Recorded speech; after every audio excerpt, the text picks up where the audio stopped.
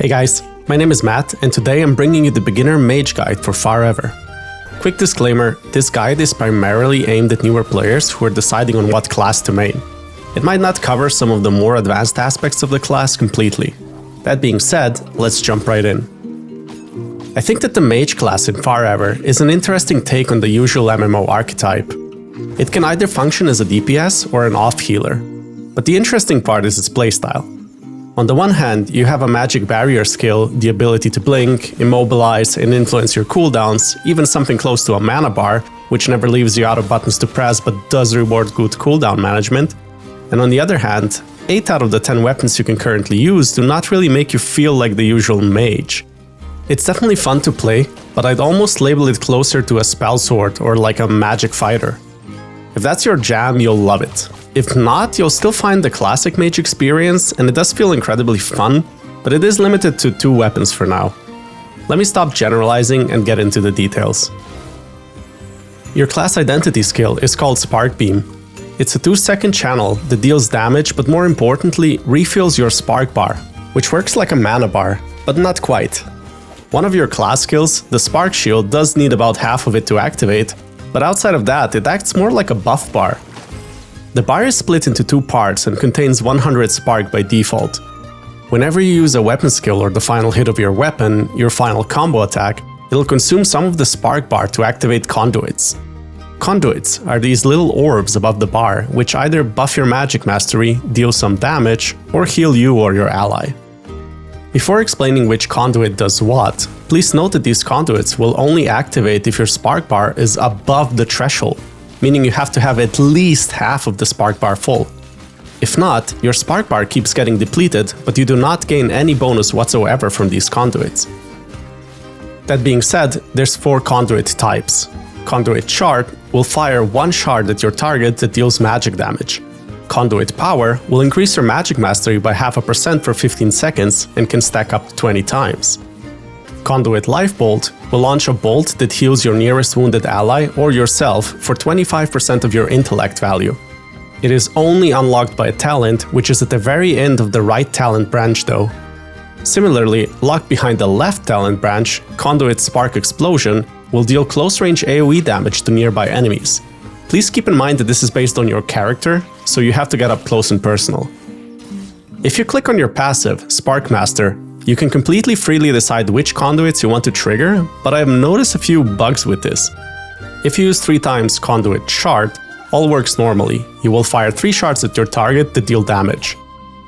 If you use 3 times Conduit Power, you will get 3 stacks of the 0.5% magic mastery buff on a single weapon skill or final combo attack, but the max stacks are still limited to 20. If you use 3 times Conduit Life Bolt, however, you only get healed once, and to make things worse, it doesn't even heal the amount in the tooltip, so I'd recommend you to skip this for now. Spark Beam itself also has a rune that will heal you for 25% of the damage it deals, which can be quite okay for sustain. Lastly, if you use 3 times Conduit Spark Explosion, it'll hit 3 times, just like Conduit Shard. Having explained the main class mechanic, let's dive into the class skills. At level 3, you'll get your first skill, Blink. I think most of you know this, but it's a short-range teleport that is typical for the mage class in MMOs. It feels great to use and has a short cooldown. There's also a rune which gives you 2 charges, and a rune which can teleport you back to where you blinked from through a second press. At level 5, you'll receive Infusion.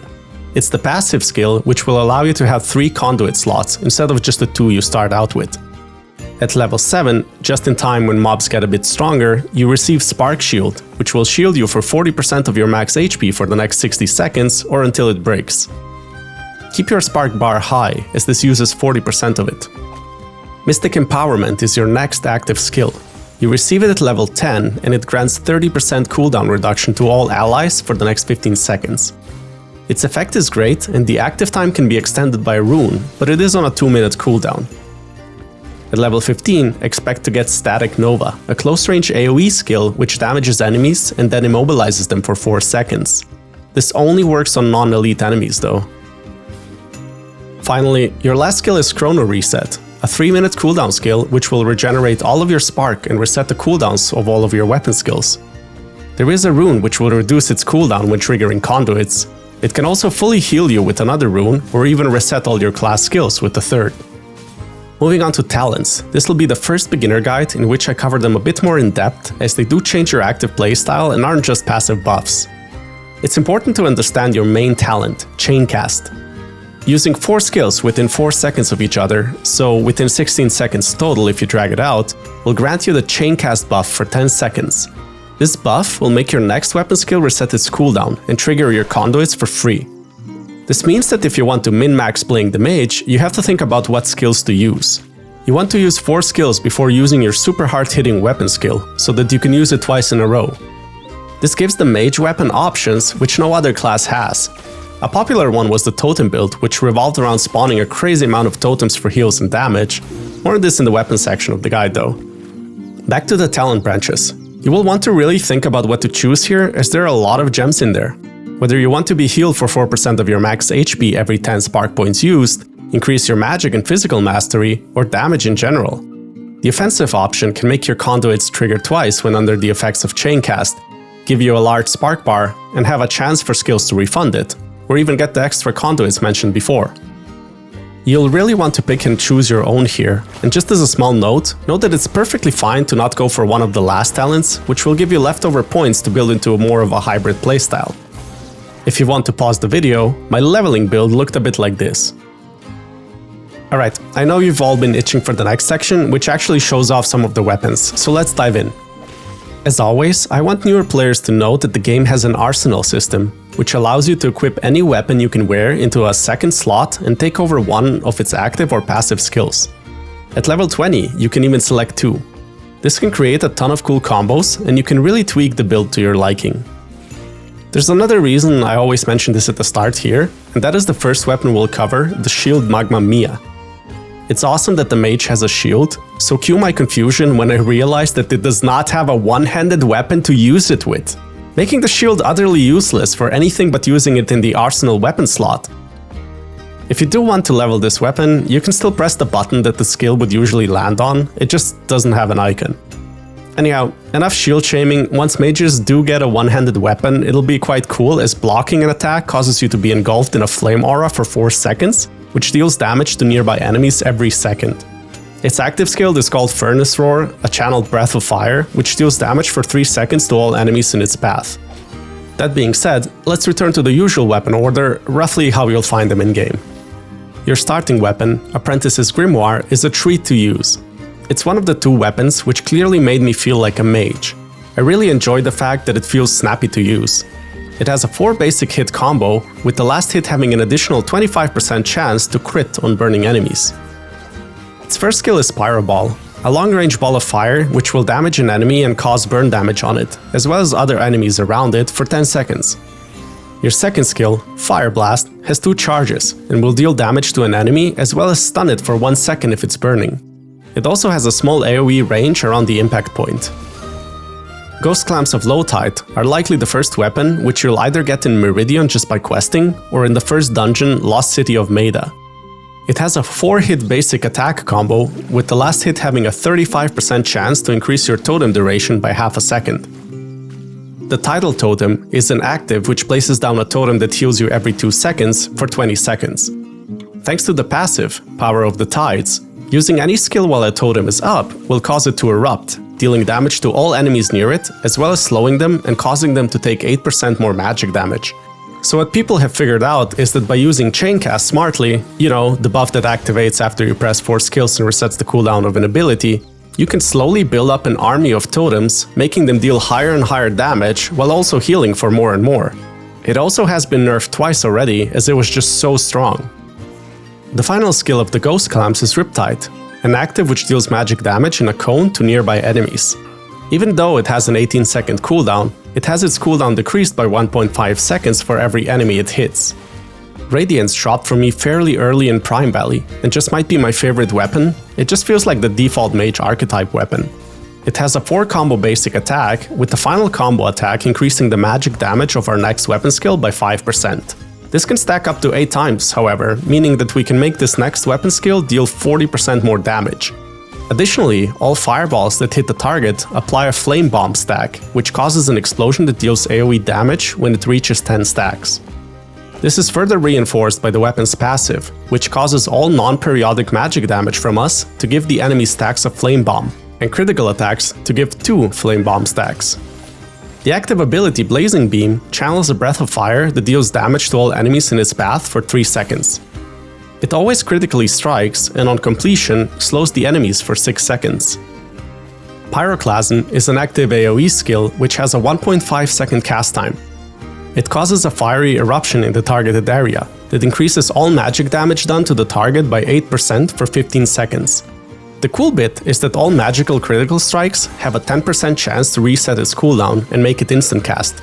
This pairs super well right after Blazing Beam, as it is a guaranteed critical strike multi-hit skill. Next up, we have Clawdius, a fist weapon with fast punches, giving us a Mage boxer playstyle. It has a 4-hit combo attack, with the last hit having a 25% chance to hit twice, as well as reduces the cooldown of a random weapon skill by half a second. One of your active skills is called Twin Claws. It hits with both of your hands, one dealing magic and one physical damage, and it has 2 charges. The other active skill is called Tide Rising Uppercut. It deals damage to all nearby enemies, knocking them back and stunning slowed enemies. Using any class or weapon skill will also increase the damage of this skill by 50%, stacking up to 10 times for really high damage. The Going with the Flow passive keeps things interesting. It deals an additional magic damage hit on any weapon skill or final combo attack that hasn't been used twice in succession.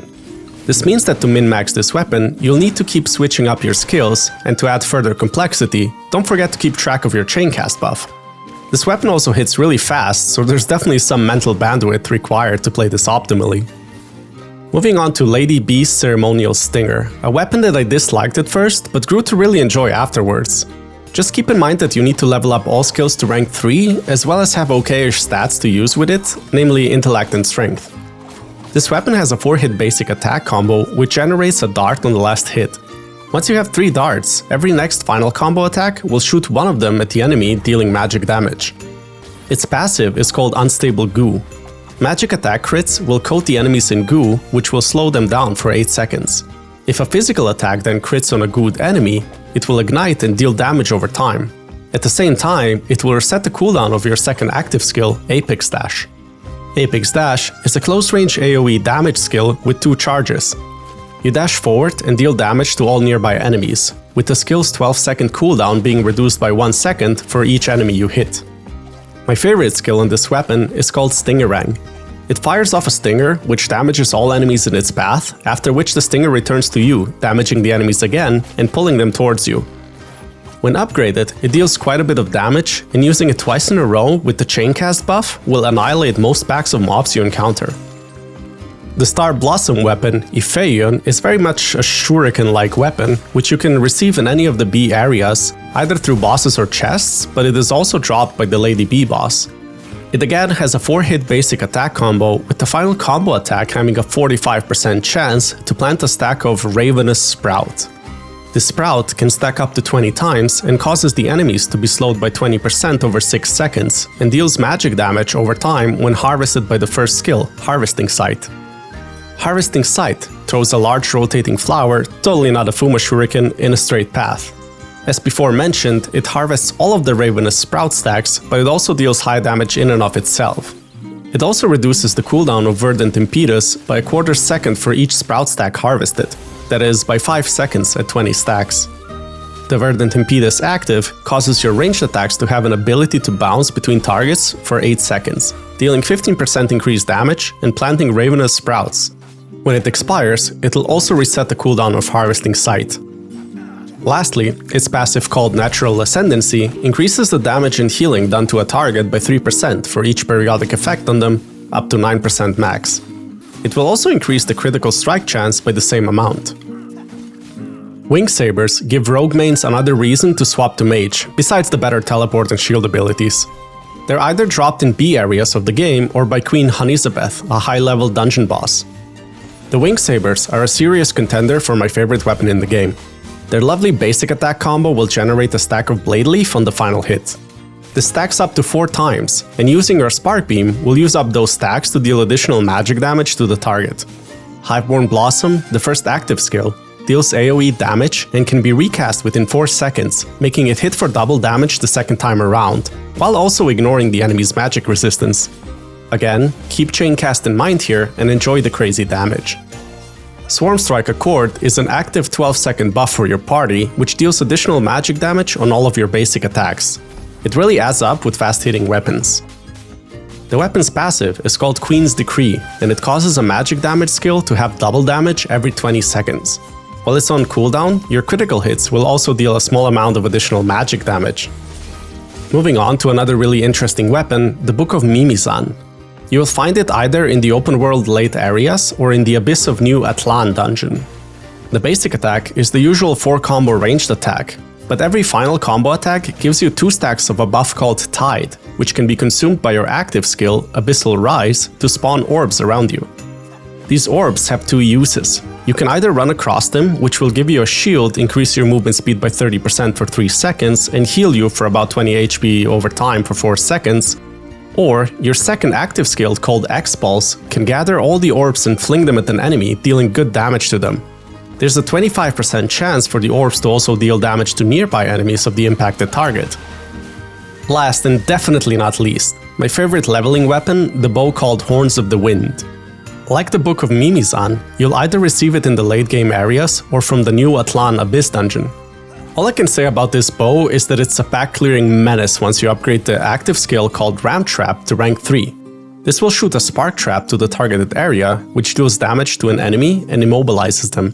It has 2 charges and gives you the buff called Big Game Hunter, which means that your next basic attack will automatically be the final combo attack, skipping all the hits prior to it. Speaking of, the bow has a 5-hit basic attack combo which deals extra damage on the target if it's under 35% or over 80% HP. Its second active skill is called Hunter Net. It shoots a net in the target direction and deals good physical damage, as well as slows the target by 30% for 4 seconds, and then stuns them for 1 second afterwards. Just like the Ram Trap, it'll also give you a stack of Big Game Hunter.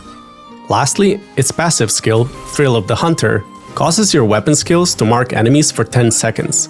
The next basic attack consumes this mark and deals 75% extra damage. If the target is below 35% health, it also has an additional chance for the attack to crit on it. These are currently all of the weapons that the mage can use.